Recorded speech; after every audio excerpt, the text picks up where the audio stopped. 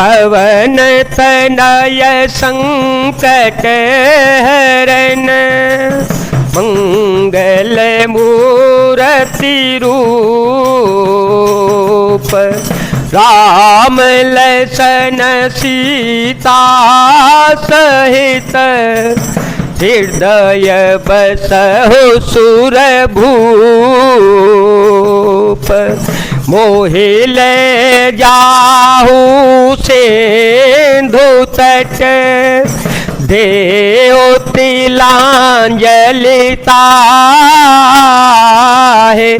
बचन सहाय कर में, पेहु खोजहु जाहि। मंगल भवन मंगल हारी, द्रवहु सुदशरथ अजर विहारी। राम सिया राम सिया राम सिया राम, सिया राम जय जय राम। उसने कहा मुझे समुद्र के किनारे ले चलो, मैं जटायु को तिलांजलि दे दूं, इस सेवा के बदले में तुम्हारी वचन से सहायता करूंगा, अर्थात सीता जी कहाँ है सो बतला दूंगा, जिसे तुम खोज रहे हो उसे पा जाओगे। अनुजय क्रिया करी सागर तीरा, अनुजय क्रिया करी सागर तीरा, कहनी जय कथा सुनहु कपिबीरा। हम दो बंदो प्रथम तरुणाई, गगन गए रवि निकट ओढ़ाई।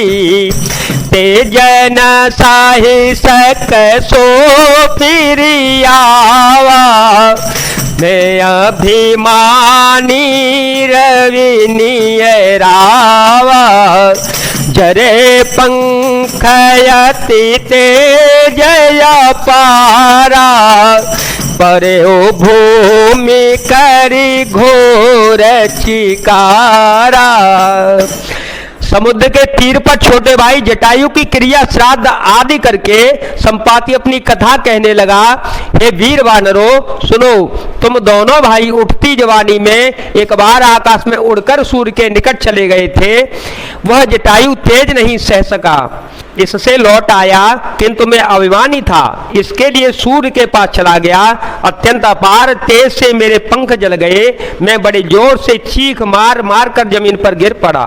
मुनि एक नाम चंद्रमा होहि, मुनि एक नाम चंद्रमा होहि।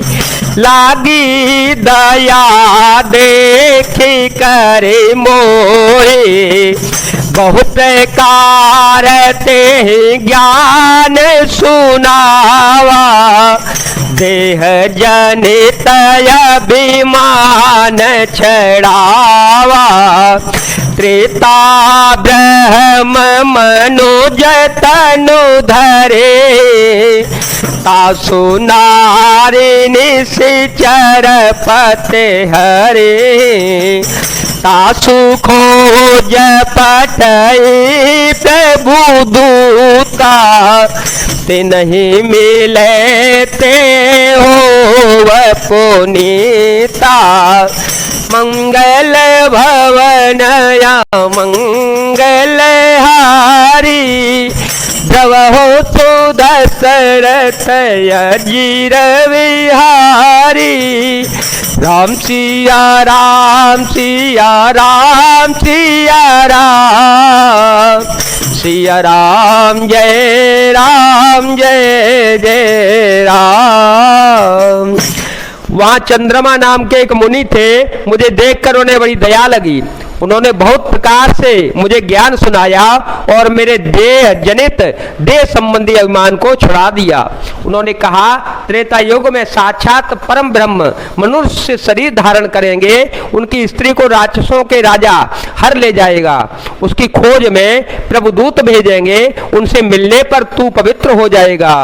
जमिहाहि पंख करसी जनि चिंता, जमिहाहि पंख करसी जनि चिंता, तिनसी देखाए देसु में सीता, मुनिकाए गिरा सत्य भैया जो, सुन मम वचन करहो प्रभु काजो, गिरित्रकूट पर बस लंका, तह रह रावण सहजय शंका, तहाँ शोक पवन जहरई, सीता बैठी सोचरत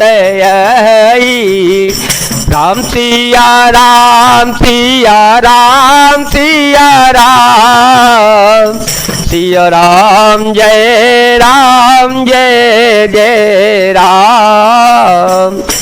और तेरे पंख हुआ आगेंगे, चिंता न कर, उन्हें तू सीता जी को दिखा देना, मुनि की वाणी आज सत्य हुई। अब मेरे वचन सुनकर तुम प्रभु का कार्य करो। त्रिकूट पर्वत पर लंका बसी हुई है, वहाँ स्वभाव ही से निडर रावण रहता है। वहाँ अशोक नाम का एक उपवन बगीचा है जहाँ सीता जी रहती हैं। इस समय भी वे सोच में मग्न बैठी है। मैं देखे ओ तो मैं नाही, गीधाई दृष्टि अपार, बूढ़ भयो नत करते हो, कछुक सहाय तुम्हार। मैं उन्हें देख रहा हूँ, तुम नहीं देख सकते, क्योंकि गिद्ध की दृष्टि अपार होती है, बहुत दूर तक जाती है। क्या करूँ, मैं बूढ़ा हो गया, नहीं तो तुम्हारी कुछ तो सहायता अवश्य ही करता।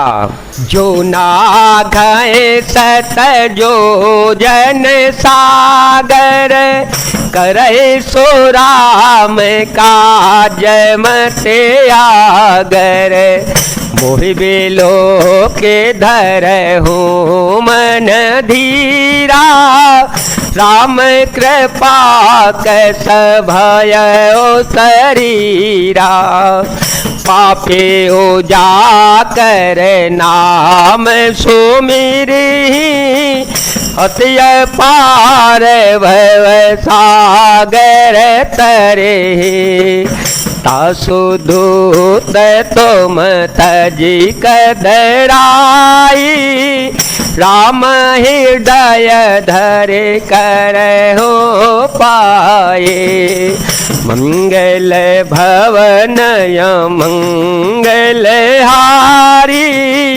द्रव हो सो दशरथ अजीर विहारी। जो 100 योजन 400 कोस समुद्र लांघ सकेगा और बुद्धि निदान होगा, वही श्री राम जी का कार्य कर सकेगा। निराश होकर घबराओ मत, मुझे देख कर मन में धीरज धरो।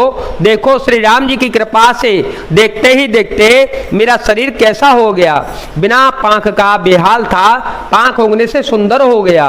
पापी भी जिनका नाम स्मरण करके अत्यंत अपार भवसागर से तर जाते हैं, तुम उनके दूत हो। अतः कायरता छोड़कर श्री राम जी को हृदय में धारण करके उपाय करो। अस कहे गरुड़ गीध जब गयो, तिनके मन अति विस्मय भयो, निज निज बल सब काहू भाषा, पार जाए कर संशय राखा। राम सिया राम सिया राम सिया राम, सिया राम जय राम जय जय राम। कागभूषण जी कहते हैं, हे गरुड़ जी, इस प्रकार कहकर जब गीत चला गया तब उन वानरों के मन में अत्यंत विस्मय हुआ। तब किसी ने अपना बल कहा, पर समुद्र के जाने पर से सभी ने संदेह प्रकट किया। जरठ भय अव कहि सा, नहीं तन रहा प्रथम बल लेसा। जब ही त्रिविक्रम भये खरारी, तब में करुण रहे हो बल भारे। ऋक्षराज जामान कहने लगे, मैं बूढ़ा हो गया, शरीर में पहले वाले बल का लेस भी नहीं रहा। जब खरारी खर के शत्रु श्री राम जी बामन बनते तब मैं जवान था और मुझ में बड़ा बल था।